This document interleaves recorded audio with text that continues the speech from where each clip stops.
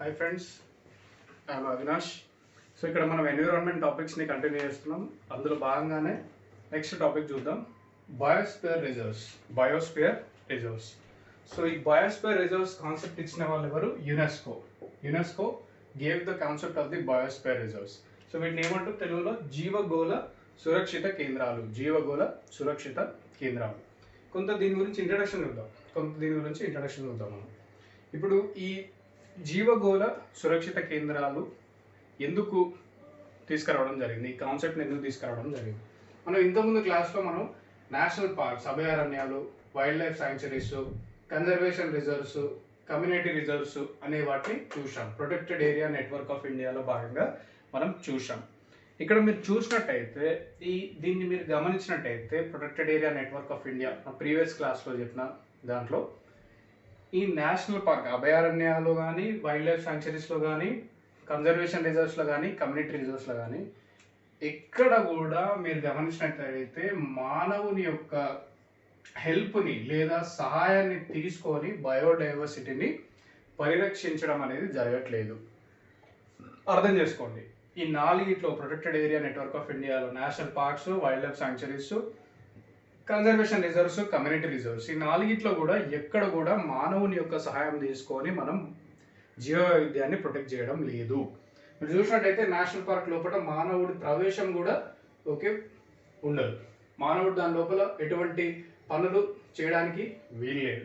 అంటే అక్కడ మీరు పూర్తిగా మనిషి యొక్క సహాయాన్ని తీసుకోకుండానే ప్రభుత్వం లేదా ఫారెస్ట్ అధికారులు మాత్రమే జీవ వైవిధ్యాన్ని ప్రొటెక్ట్ చేస్తున్నారు, పరిరక్షిస్తున్నారు. వైల్డ్ లైఫ్ సెంచరీలో కూడా అదే పరిస్థితి. లోపల ప్రజలు ఉంటారు కానీ వాళ్ళు అన్ని పనులు చేయడానికి వీల్లేదు, కొంత రిస్ట్రిక్షన్స్ అనేవి ఉంటాయి. అయితే దీన్ని దృష్టిలో పెట్టుకొని యునెస్కో వారు ఏం చేశారంటే మనం ఈ జీవ వైవిధ్యాన్ని కనుక కాపాడాలి భూమిపైన అని అనుకుంటే ఖచ్చితంగా మానవుని సహాయం తీసుకోవాలి అనే ఉద్దేశంతోనే యునెస్కో వారు మానవుడు జీవగోళం ప్రోగ్రామ్ 1971లో స్టార్ట్ చేయడం జరిగింది. మానవుడు జీవగోళం ప్రోగ్రామ్, దీని ఏమంటారు?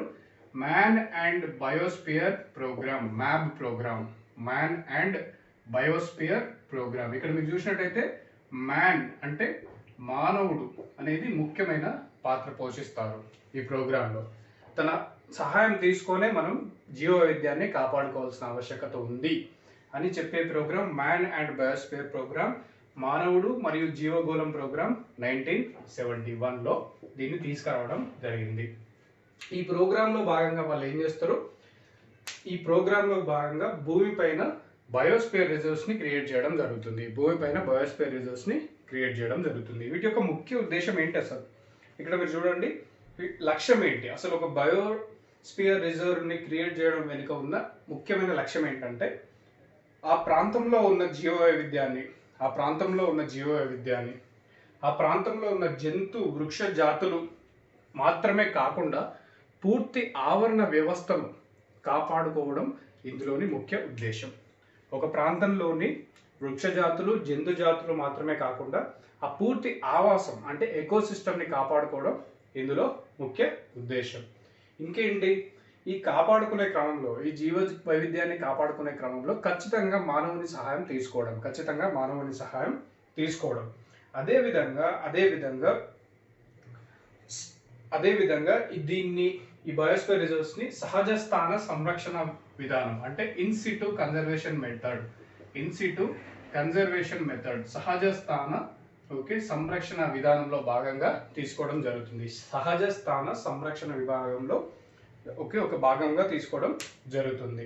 సో ఇక్కడ మీరు చూసినట్టయితే పర్యావరణానికి కనిష్ట సంక్షోభం కలిగే రీతిలో జీవగోళ వనరులను సమర్థవంతంగా వినియోగించడానికి ప్రత్యేకంగా గుర్తించబడిన ప్రదేశాలు. ఇవేంటివి? బయోస్పియర్ రిజర్వ్స్ అనేవి పర్యావరణానికి కనిష్ట సంక్షోభం, మినిమం డిస్టర్బెన్స్ కలిగే రీతిలో జీవగోళ వనరులను సమర్థవంతంగా వినియోగించడానికి ప్రత్యేకంగా రూపొందించబడిన ప్రోగ్రామ్ ఇది, మానవుడు జీవగోళ ప్రోగ్రామ్. ఇక్కడ మీరు ఏం కన్ఫ్యూజ్ అవ్వకండి, వెరీ సింపుల్. ఇక్కడ ఏంటంటే మనం జీవ వైవిధ్యాన్ని పరిరక్షించుకోవాలి ఒక ప్రదేశంలో. జీవ వైవిధ్యాన్ని కాకుండా ఆ యొక్క ఆవాసాన్ని అంటే ఎకోసిస్టమ్ని కూడా ఆ ప్రాంతంలో ప్రొటెక్ట్ చేసుకోవాలి, పరిరక్షించుకోవాలి. ఎలా ప్రొటెక్ట్ చేసుకోవాలి మరి అంటే మానవుని సహాయ సహకారాలు తీసుకొని take the help of the man and protect the biodiversity. Okay, how you protect the biodiversity? In situ protection of biodiversity, అంటే ఏ ప్లేస్లో అయితే వృక్ష జాతులు జంతు జాతులు ఉన్నాయో అదే ప్లేస్లో వాటిని కాపాడుకోవడం ఇన్ సిటు కన్జర్వేషన్. సో ఈ ప్రోగ్రామ్ని యునెస్కో వాళ్ళు మానవుడు జీవగోళం 1971 మ్యాన్ అండ్ బయోస్ఫియర్ ప్రోగ్రామ్ని తీసుకురావడం జరిగింది 1971లో. ఈ ప్రోగ్రాంలో భాగంగా ఇప్పటి వరకు 124 దేశాల్లో 124 దేశాలు, అంటే ఈ రోజు వరకు 124 దేశాల్లో 721 బయోస్ఫియర్ రిజర్వ్స్ ఉన్నవి. 721 బయోస్ఫియర్ రిజర్వ్స్ ఉన్నవి. అదేవిధంగా మనం భారతదేశానికి వచ్చినట్టయితే భారతదేశంలో 18 బయోస్ఫియర్ రిజర్వ్స్ ఉన్నాయి. 18 బయోస్ఫియర్ రిజర్వ్స్ ఉన్నాయి. అవి ఏంటో చూద్దాం మ్యాప్లో. అందులో 11 వరల్డ్ నెట్వర్క్ ఆఫ్ బయోస్ఫియర్ రిజర్వ్స్లో ఉన్నవి. వరల్డ్ నెట్వర్క్ ఆఫ్ బయోస్ఫియర్ రిజర్వ్స్లో ఉన్నవి. ఇక్కడ మీకు చిన్న డౌట్ వస్తుంది. ఈ 18 భారతదేశంలో ఉన్నాయి, అందులో 11 వరల్డ్ నెట్వర్క్ ఆఫ్ బయోస్ఫియర్ రిజర్వ్స్లో ఉన్నవి. అంటే డిఫరెన్స్ ఏంటి? మరి డిఫరెన్స్ ఉంది. ఏంటి ఆ డిఫరెన్స్? ఇక్కడ చూడండి. 18 మనకు ఉన్నవి, కానీ ఆ 18లో 11 మాత్రమే యునెస్కో వాళ్ళు పూర్తి స్థాయిలో గుర్తించడం జరిగింది. యునెస్కో వాళ్ళు పూర్తి స్థాయిలో గుర్తించడం జరిగింది. సో ఏవైతే 11 గుర్తించారో ఆ 11 వరల్డ్ నెట్వర్క్ ఆఫ్ బయోస్ఫియర్ రిజర్వ్స్లో పెట్టడం జరుగుతుంది. అర్థమైంది కదా? 18 భారతదేశంలో ఉన్నాయి, కానీ అందులో 11 యునెస్కో వాళ్ళు పూర్తి స్థాయిలో గుర్తించారు. వరల్డ్ నెట్వర్క్ ఆఫ్ బయోస్ఫియర్ రిజర్వ్స్లో వాటిని యాడ్ కూడా చేశారు. అసలు భారతదేశంలో ఈ బయోస్ఫియర్ రిజర్వ్స్ని ఒక ప్రాంతంలో డిక్లేర్ చేయడానికి ఏమైనా వ్యవస్థ ఉందా అంటే ఉంది. Yes, there is one mechanism, that is India MAB committee అనే ఒక వ్యవస్థ ఉంది. ఇండియా మ్యాప్ కమిటీ ఏం చేస్తుంది? ఇది భారతదేశంలో వివిధ ప్రాంతాల్లో బయోస్ఫియర్ రిజర్వ్స్ని గుర్తిస్తుంది అంటే ఇక్కడ మనం పెట్టొచ్చు, ఐడెంటిఫై చేస్తుంది. అండ్ ఈ ప్రాంతాలను ఐడెంటిఫై చేసి ఈ ప్రాంతంలో బయోస్ఫియర్ రిజర్వ్ పెడితే బాగుంటుంది అని చెప్పేసి గవర్నమెంట్కి సిఫార్సు చేస్తుంది. India MAB committee will identify a place to be declared as a biosphere reserve and they recommend that particular place to central government to declare as a biosphere reserve. అర్థం చేసుకోండి క్లియర్గా. తర్వాత ఇప్పుడు మన సెంట్రల్ గవర్నమెంట్ యొక్క పాత్ర ఏంటి? ఒకసారి మ్యాప్ కమిటీ ఒక ప్రదేశాన్ని కనుక మీరు డిక్లేర్ చేయాలి అని చెప్పేసి సిఫార్సు చేసినట్టయితే సెంట్రల్ గవర్నమెంట్ ఒక నోటిఫికేషన్ జారీ చేస్తుంది. ఓకే, ఈ ప్రాంతాన్ని మేము బయోస్ఫియర్ రిజర్వ్గా డిక్లేర్ చేస్తున్నాం అని చెప్పేసి. కానీ ఆ నోటిఫికేషన్ ఎలా డిక్లేర్ చేస్తుందంటే రాష్ట్ర ప్రభుత్వం అనుమతి తీసుకున్న తర్వాతనే దాన్ని డిక్లేర్ చేయడం జరుగుతుంది. రాష్ట్ర ప్రభుత్వం అనుమతి తీసుకున్న తర్వాతనే దాన్ని డిక్లేర్ చేయడం మనకు జరుగుతుంది. సో అలా అనమాట. సో ఇక్కడ మీరు గుర్తుంచుకోండి, ఇది చాలా చాలా చాలా బుక్స్లో కన్ఫ్యూజింగ్గా ఇచ్చాడు. మీరు క్లియర్గా తెలుసుకోండి. ఇండియా మ్యాప్ కమిటీ ఐడెంటిఫై చేస్తుంది, ఒక ప్రదేశాన్ని బయోస్ఫియర్ రిజర్వ్గా గుర్తించాలని చెప్పి సిఫార్సు కూడా చేస్తుంది. ఎవరికి? సెంట్రల్ గవర్నమెంట్కి. సెంట్రల్ గవర్నమెంట్ ఏం చేస్తుంది? ఒక నోటిఫికేషన్ రిలీజ్ చేస్తుంది ఆ ప్రాంతాన్ని బయోస్ఫియర్ రిజర్వ్స్గా గుర్తిస్తూ ఐడెంటిఫై చేస్తూ, కానీ రాష్ట్ర ప్రభుత్వం అనుమతి తీసుకున్న తర్వాతనే చేస్తుంది. అర్థం చేసుకోండి. ఓకే, మరి ఇక్కడ చూడండి, భారత ప్రభుత్వం వీటిని ఏర్పాటు చేస్తుంది. Understand this very clearly. Who will establish biosphere reserves in India? Indian government, central government. కానీ ఈ బయోస్ఫియర్ రిజర్వ్కి గుర్తించి ఇచ్చేది ఎవరు? గుర్తింపునిచ్చేది ఎవరు? UNESCO. Recognition to A biosphere reserve is given by UNESCO. Recognition to A biosphere reserve is given by UNESCO. Understand this very clearly. మరి నేను గుర్తింపు ఇస్తున్న ఒక బయోస్ఫియర్ రిజర్వ్ అంటే ఏ ప్రామాణికాన్ని బేస్ చేసుకొని ఇస్తున్నా? మరి యునెస్కో వాళ్ళు ఒక ప్రాంతాన్ని బయోస్ఫియర్ రిజర్వ్గా గుర్తిస్తున్నారంటే ఒక ప్రామాణికత అనేది ఉండాలి కదా. ఆ ప్రామాణికత ఏంటి? ఒక ప్రదేశాన్ని కనుక మనం బయోస్ఫియర్ రిజర్వ్గా లేదా జీవగోళ సురక్షిత కేంద్రంగా డిక్లేర్ చేయాలంటే ప్రామాణికత ఏంటి అంటే యునెస్కో వాళ్ళు 2 ప్రామాణికతలను డిఫైన్ చేశారు. ఒకటేమో ప్రైమరీ క్రైటీరియా, ప్రాథమిక ప్రామాణికత. రెండవది సెకండరీ క్రైటీరియా. ఓకే, ద్వితీయ ప్రామాణికత. ప్రాథమిక క్రైటీరియా, ప్రైమరీ క్రైటీరియా ఏంటంటే ఏదైతే బయోస్ఫియర్ రిజర్వ్ మీరు డిక్లేర్ చేయాలనుకుంటున్నారో ఆ బయోస్ఫియర్ రిజర్వ్లో 3 భాగాలు ఉంటాయి. ఆ బయోస్ఫియర్ రిజర్వ్లో 3 భాగాలు ఉంటాయి. ఒకటేమో కోర్ జోన్, రెండోదేమో బఫర్ జోన్, మూడోదేమో ట్రాన్సిషన్ జోన్. మొదటిదేమో కోర్ జోన్, రెండోదేమో బఫర్ జోన్, మూడోదేమో ట్రాన్సిషన్ జోన్. కోర్ జోన్ అంటే కేంద్రక ప్రాంతం. బఫర్ జోన్ అంటే సెంట్రల్ ప్లేస్. బఫర్ జోన్ అంటే మధ్యస్థ ప్రాంతం, బఫర్ జోన్. సంధి ప్రాంతం ట్రాన్సిషన్ జోన్. ఒక ప్రైమరీ క్రైటీరియాలో భాగంగా ఏంటి అంటే యునెస్కో వాళ్ళు ఒక బయోస్ఫియర్ రిజర్వ్ ని గుర్తించాలంటే కేంద్రక ప్రాంతం చాలా విశాలమైన ప్రదేశమై ఉండాలి. అంటే the core zone of the biosphere reserve should be a large geographical area. The core zone of A biosphere reserve should have a large geographical area. అంటే ఎంతో పెద్ద వైశాల్యం కలిగిన విశాలమైన ప్రదేశమై ఉండాలి. ఏంటి కేంద్రక ప్రాంతం, కోర్ జోన్. రెండో క్రైటీరియా ఏంటి? ఓకే, రెండో క్రైటీరియా ఏంటంటే ఆ ప్రాంతంలో అరుదైన అంటే యునిక్, స్థానిక అంటే లోకల్, మరియు అంతరించిపోతున్న అంటే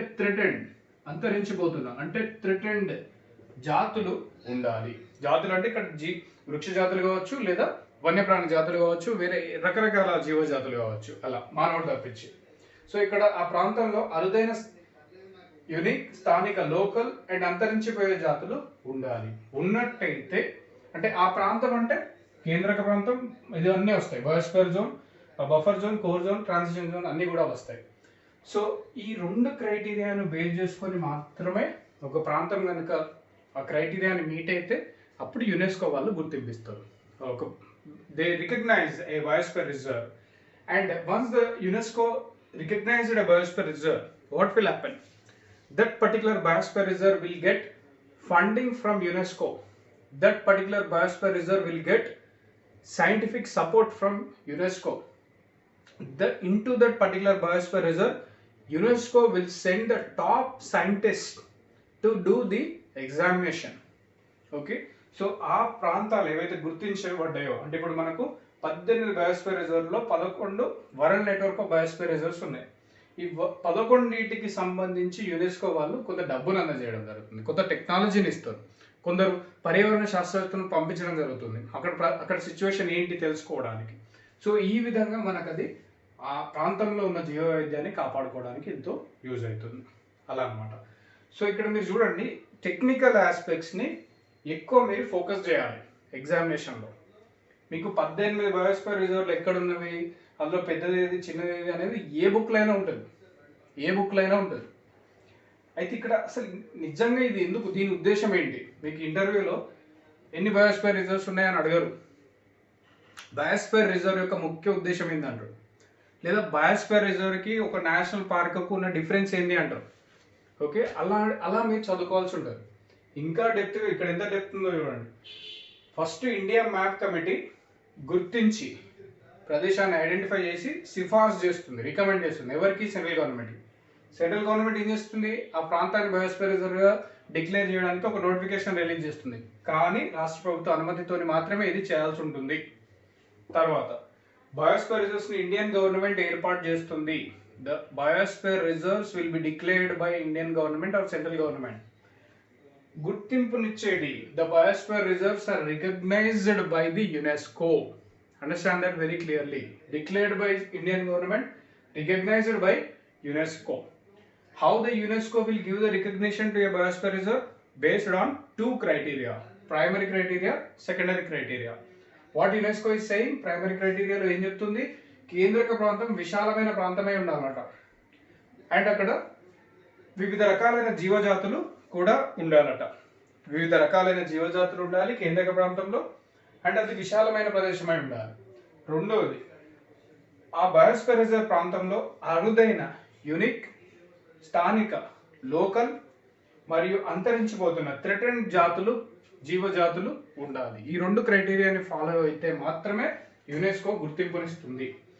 అండ్ ఇంకొకటి ఏంటంటే ఆ బయోస్ఫియర్ రిజర్వ్ ప్రాంతం ఏదైతే ఇప్పుడు మన దేశంలో మనకు ప్రభుత్వం డిక్లేర్ చేస్తుంది, ఈ ప్రపంచవ్యాప్తంగా ఉన్న ప్రోగ్రామ్ కాబట్టి అమెరికాలో అమెరికన్ ప్రభుత్వం డిక్లేర్ చేస్తుంది, రష్యాలో రష్యన్ ప్రభుత్వం డిక్లేర్ చేస్తుంది, అలా. అయితే ఒకసారి ఒక దేశం ఒక ప్రాంతాన్ని బయోస్ఫియర్ రిజర్వ్గా డిక్లేర్ చేసినప్పుడు ఆ దేశం తీసుకుంటున్న చర్యలు ఏంటి ఆ ప్రాంతాన్ని కాపాడుకోవడానికి అనే దాన్ని బట్టి కూడా కొంత మార్క్స్ యాడ్ చేసి వాళ్ళు రికగ్నిషన్ ఇవ్వడం జరుగుతుంది.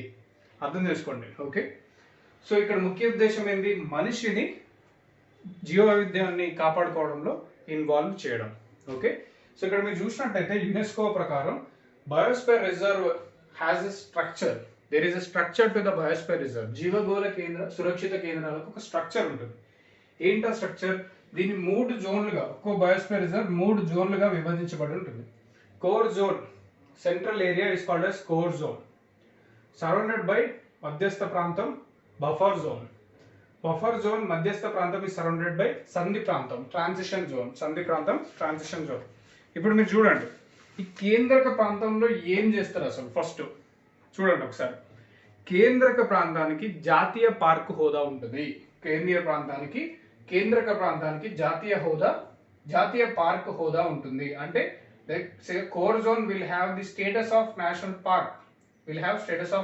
పార్క్. ఇంతకుముందే క్లాస్లో మీకు చెప్పాను ప్రొటెక్టెడ్ ఏరియా నెట్వర్క్లో అభయారణ్యాల గురించి. అందులో నేను ఏం చెప్పాను? జాతీయ పార్కుల గురించి.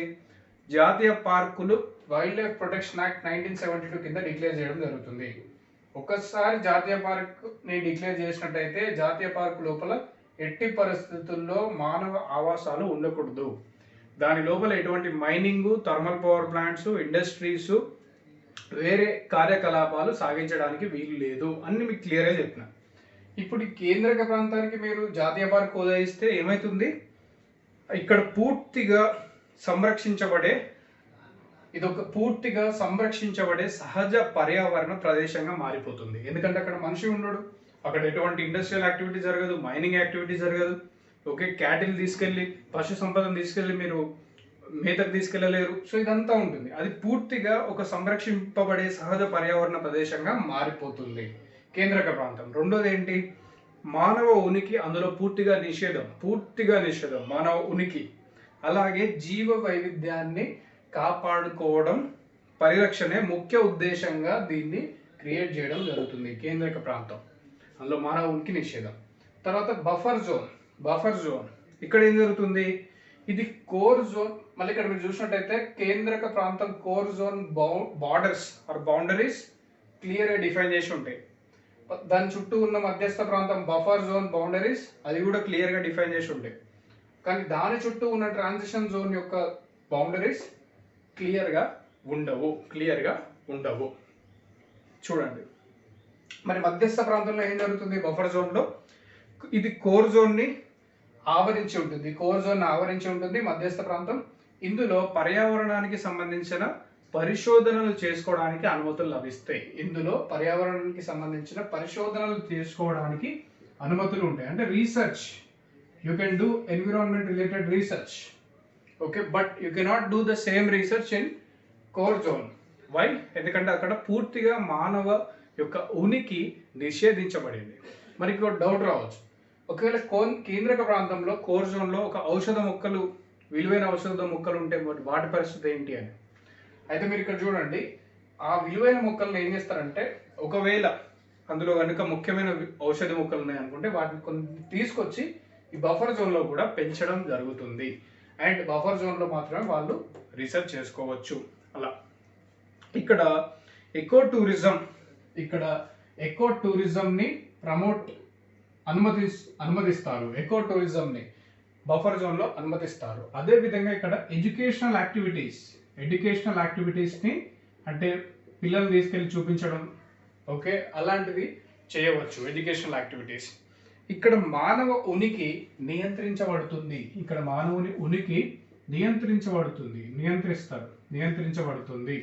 అర్థం చేసుకోండి. ఈ మధ్యస్థ ప్రాంతాన్ని తర్వాత ఏముంటుంది? మనకు సంధి ప్రాంతం, ట్రాన్సిషన్ జోన్ ఉంటుంది. ట్రాన్సిషన్ జోన్ ఏంటి? ఇది పరిరక్షణ ప్రాంతపు వెలుపలి ప్రదేశం. దీని యొక్క బౌండరీస్ క్లియర్గా డిఫైన్ చేసి ఉండవు. ఓకే, స్థానికులు ప్రకృతి వనరులను పొందుతూ తమ ఉత్పత్తులను కొనసాగిస్తూ జీవిస్తారు. ఇక్కడ స్థానికులు ఉండవచ్చు, వాళ్ళ యొక్క ఇల్లులు, వాళ్ళ యొక్క ఆవాసాలు ఇక్కడ ఉండవచ్చు. గిరిజన తెగలు వాళ్ళందరూ కూడా ఉండవచ్చు. వీళ్ళు ఇక్కడ అగ్రికల్చర్ యాక్టివిటీ, ఓకే, తమ ప్రకృతి వనరులు అంటే మైనర్ ఫారెస్ట్ ప్రొడ్యూస్ని తీసుకోవచ్చు. వాళ్ళ కార్యకలాపాలు సాగిస్తూ వాళ్ళ యొక్క వృత్తులను సాగించవచ్చు. మరియు ఇక్కడ అందరూ ప్రజలు మరియు గవర్నమెంట్ ఆఫీసర్లు కలిసి పనిచేస్తారు. దీనికి హద్దులు సరిగా నిర్వచించలేదు. అంటే ఇక్కడ చూడండి, ఈ కోర్ జోన్ బఫర్ జోన్ చుట్టూ ఎవరు ఉంటారు? మనుషులే ఉంటారు, మనుషుల ఆవాసాలు ఉంటాయి. మరి వీళ్ళు ఏం చేస్తారు?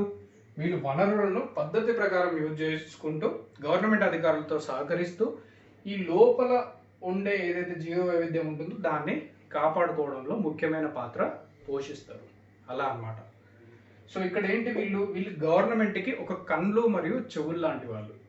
ఒక అర్ధరాత్రి ఒక లోపల కేంద్రక ప్రాంతంలో ఎవరైనా స్మగ్లింగ్ కానీ లేదైతే చెట్లను నరకడం కానీ లేదా జంతువుల మాంసాన్ని ఏమన్నా చేయడానికి ప్రయత్నం చేసినప్పుడు ఈ చుట్టూ ఉన్న ప్రజలే గవర్నమెంట్కి ఇన్ఫర్మేషన్ అందించడం జరుగుతుంది. వాళ్ళు ఓకే ఈ ప్రాంతాన్ని పరిరక్షించుకోవడం జరుగుతుంది. సో ఇది మనకు బయోస్ఫియర్ రిజర్వ్ యొక్క కాన్సెప్ట్ యొక్క పూర్తి అవగాహన. మనకు 18 బయోస్ఫియర్ రిజర్వ్స్ ఉన్నవి, 18 బయోస్ఫియర్ రిజర్వ్స్ ఉన్నవి. సో అందులో మొట్టమొదటి బయోస్ఫియర్ రిజర్వ్ ఏంటి? నీలగిరి బయోస్ఫియర్ రిజర్వ్. మొట్టమొదటి బయోస్ఫియర్ రిజర్వ్ ఏంటి? 1986. First biosphere reserve in India is Nilgiri biosphere reserve.